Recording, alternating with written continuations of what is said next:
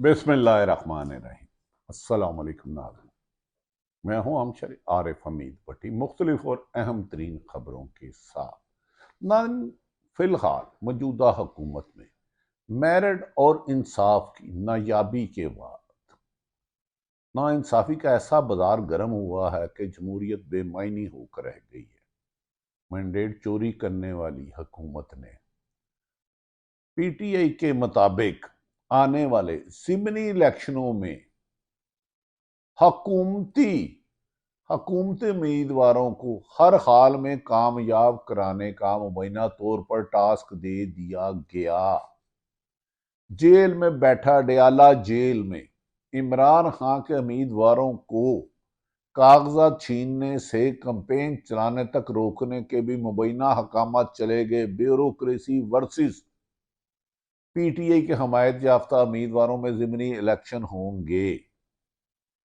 दूसरी तरफ अवामी हक मैंडेट चोरी से आने वाली हुकूमत ने 147% बिजली की गैस की कीमतों में इजाफा कर दिया, जिससे आम शहरी की सक्कत खत्म हो गई बिजली और गैस के बिल देने की, जिस पर अवाम सरापाए एहतजाज है।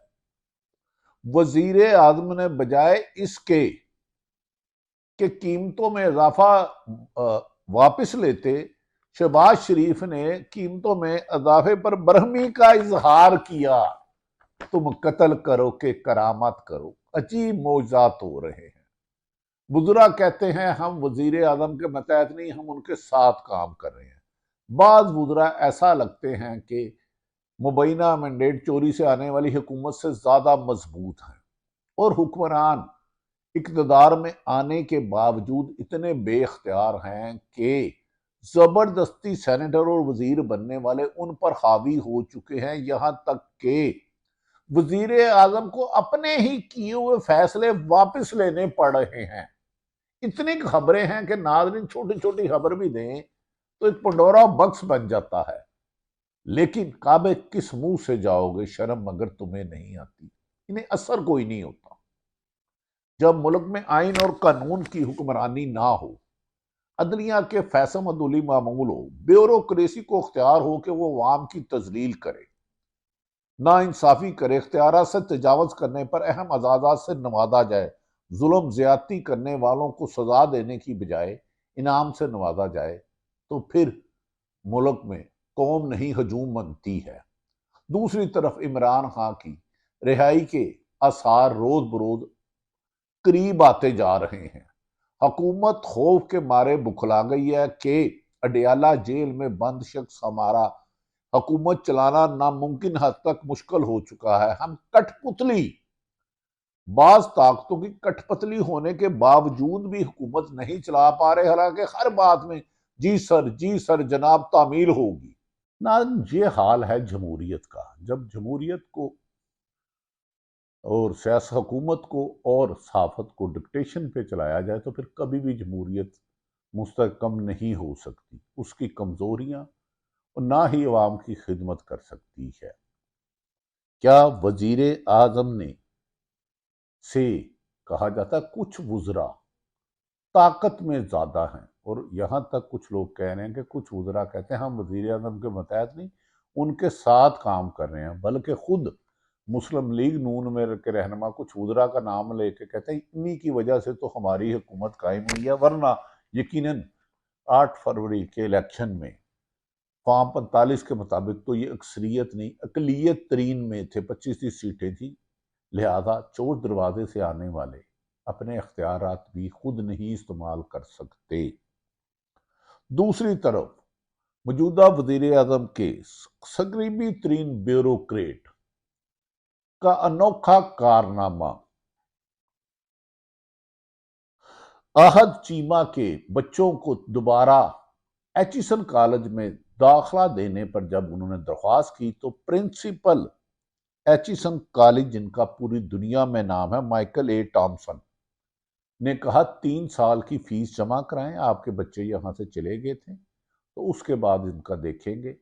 जिस पर उन्होंने उनकी एप्लीकेशन, उनकी अहलिया की एप्लीकेशन मोहतरम अहद चीमा साहब की मुस्तरद कर दी। लेकिन गवर्नर ने अपना इस्तेमाल करते हुए 25 मार्च को दरखास्त दी तो उन्होंने कबूल कर ली और उनकी फीस माफ कर दी, जिस पर प्रिंसिपल एचिसन कॉलेज माइकल ए टॉमसन ने खत लिखा कि अकरा परवरी और इंटरफेरेंस के बाद काम करना मुश्किल है और अपने ओहदे से इस्तीफा दे दिया। एचिसन कॉलेज का, जिसका पूरी दुनिया में नाम है, अपने ओहदे से इस्तीफा दे दिया। उनके साथ एक सीनियर मेंबर ने भी रिजाइन दे दिया। ये हालात हैं कि आप एजुकेशन को भी सियासत से पाक नहीं कर पा रहे।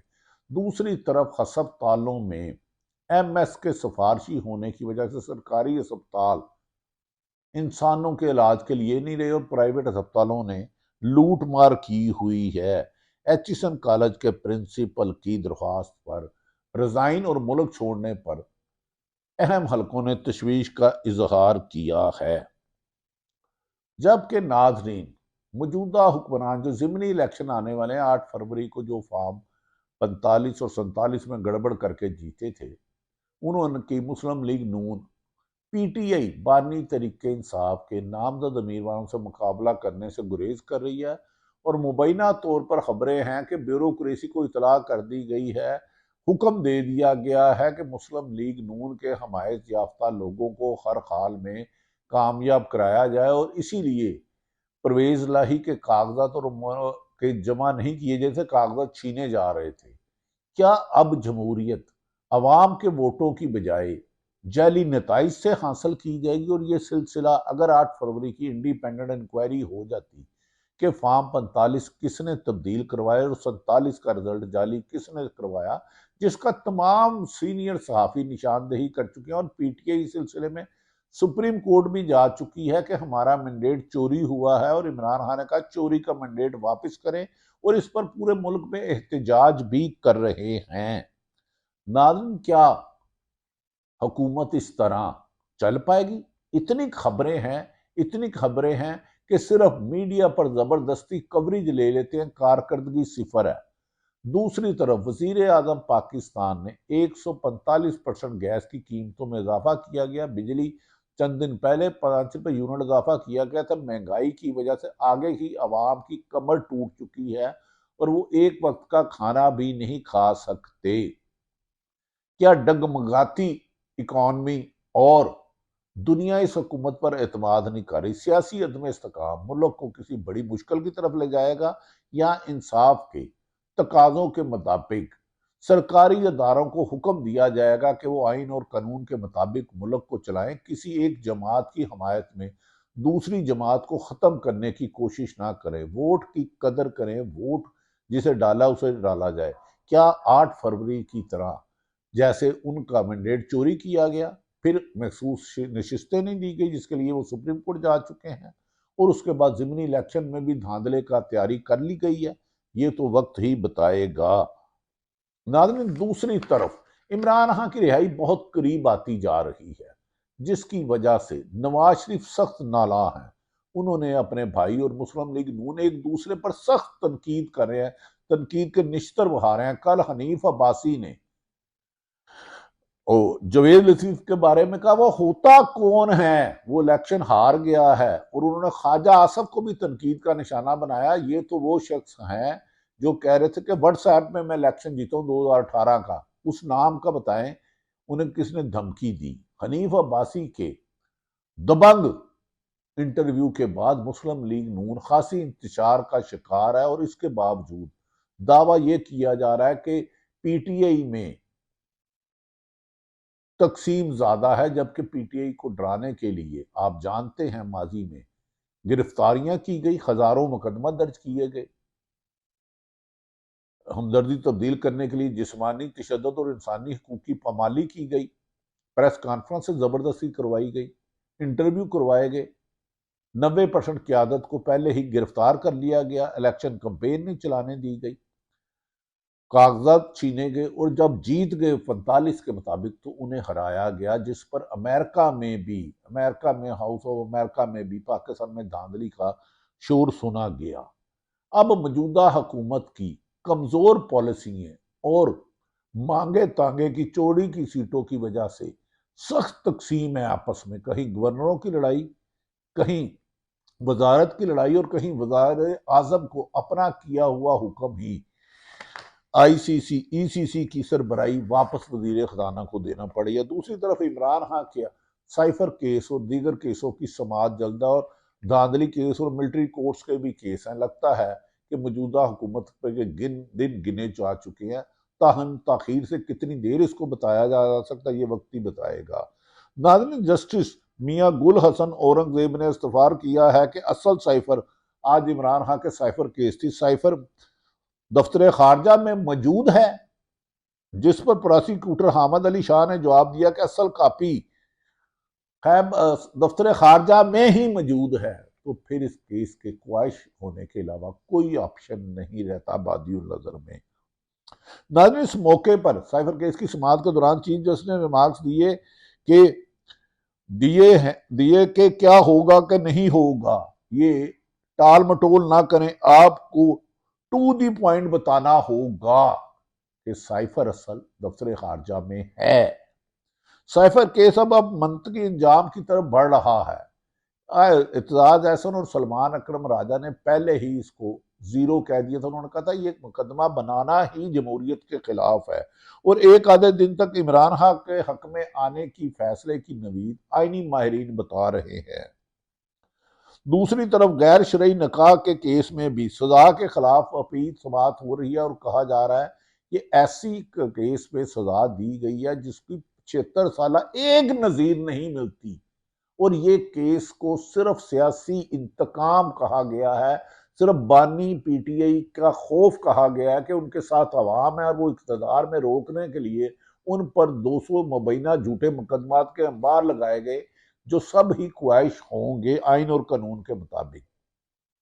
दूसरी तरफ इमरान खान से खौफजदा मुस्लिम लीग नून और पीपल्स पार्टी और एमक्यूएम के तोते उड़ गए हैं। इस्लामाबाद के एडिशनल सेशन जज ने इमरान खान को और बुशरा बीबी को अदालत में पेश होने का हुक्म दे रही है और पिछले 8 माह से हुकूमत ने हर आईनी और गैर कानूनी ताकत से जोर लगाया है कि किसी भी सूरत में इमरान खान की तस्वीर और आवाज़ नहीं आनी चाहिए। अगर इमरान खान अदालत में जाते हैं तो इंटरनेशनल मीडिया उन्हें कवर करेगा और मौजूदा हुकूमत की अरबों रुपए एडवर्टाइज की पेमेंट जीरो हो जाएगी। सुप्रीम कोर्ट में नाज़रीन फौजी अदालत के खिलाफ अपील भी जेर समाअत हो रही है। अदालत ने ऐसे तमाम मुल्ज़मान की तफसील मांग ली है जिनको कहा जा रहा है कि केस बरी किया जा सकता है। अगर अदालत ने कहा रिमार्क्स दिए हैं कि ऐसा नहीं हो सकता कि एक मुल्ज़म को मैक्सिमम सजा 6 माह हो सकती है और 1 साल तक वो जेल में ही पड़ा रहे और उसकी जमानत की सुनवाई ही ना हो। ऐसे बेमकसद झूठे और बगैर तस्दीक शुदा मुकदमात बनाए गए। आज समाअत के दौरान जस्टिस जवाद एस ख्वाजा के वकील ने बेंच में जजेस की तादाद पर भी इतराज उठाया है। मादी में खुद चीफ जस्टिस फाइज ईसा उमर ता बंदयाल में बेंचों की तश्कील पर सख्त एतराज़ात उठाते थे और लेटर लिखते थे। आज वही एतराज़ात उन पर आईनी माहिरीन उठा रहे हैं। जुवादत ख्वाजा के वकील ने नुक्ता उठाया कि पहले 5 रुकनी बेंच ने शहरियों के फौजी अदालत में ट्रायल को गैर कानूनी करार दे चुका है।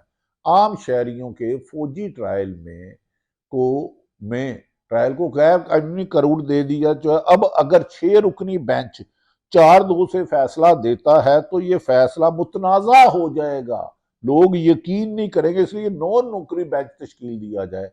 अगर 9 रुकनी बेंच तश्कील दिया जाता है तो आईनी माहिरीन के मुताबिक ये केस भी खत्म हो जाएगा, क्योंकि किसी भी सलमान अकरम राजा का कहना है किसी भी सिविल आदमी का कोई भी सरकारी अफसर ट्रायल नहीं कर सकता मासवाए अदलिया के।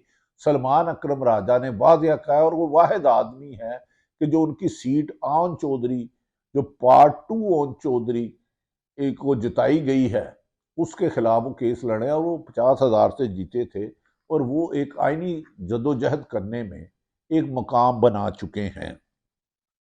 नाज़रीन, दूसरी जानिब मैंने अभी बताया कि साइफर केस में इस्लामाबाद हाई कोर्ट में इमरान खान की अपील पर समाअत के दौरान FIA के वकील ने अदालत में तस्लीम किया कि असल साइफर केस अपनी जगह मौजूद है। तो फिर उन्होंने कहा यह केस चल कैसे सकता है।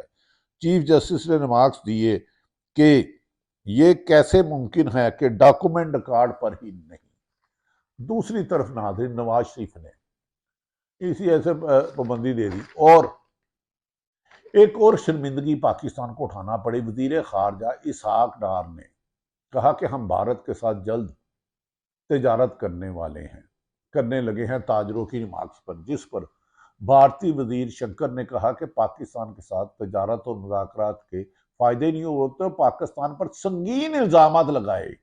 हमें यकीन है कि वजारत खारजा भारत को बताएगा कि पाकिस्तान भारत की तरफ से दहशत गर्दी का शिकार हो चुका है, 80,000 जानें दे चुकी है हमारे पाक फौज के अफसरान, जवान, अवाम, जबकि भारत के पाकिस्तान में दहशत गर्दी के सैकड़ों सबूत मौजूद है। ऐसे में इसहाक डार ने जल्दबाजी में तजारत का तो कह दिया, लेकिन उन्होंने भारत के अपने हम मनसब से बात करना मुनासिब ना समझी। नाज़रीन, जब इमरान खान वजीर आजम थे तो जब मकबूजा कश्मीर पर उनके बेसिक हकूक छीने गए तो उन्होंने पाकिस्तान भारत के साथ तजारत से मना कर दिया था। तो उन्होंने कहा था भारत के साथ उस वक्त तक बात नहीं होगी जब मकबूजा कश्मीर को उसकी असल हालत यूएनओ की करारदाद के मुताबिक पूरा ना करे। मौजूदा हुकूमत के बारे में कहा जा रहा है ये इलेक्शन हार चुकी थी और इन्हें जबरदस्ती मुसल्लत किया गया है और इनके वुज़रा इनसे ज्यादा ताकतवर हैं और ये वुज़रा ये भी दावा करते हैं हम वजीर आजम के मतहत नहीं। यहां तक कि पीटीआई के हनीफ अब्बासी ने अपने ही मुस्लिम लीग नून के हनीफ अब्बासी ने अपनी जमात के लीडरों पर खासी तनकीद की और सियाल शेखुपुर से खारे वाले मैंने उन्होंने कहा वो होता कौन है, पहले भी मैंने उसकी सिफारिश की तो लोग कहते हैं ये बंदा ठीक नहीं है।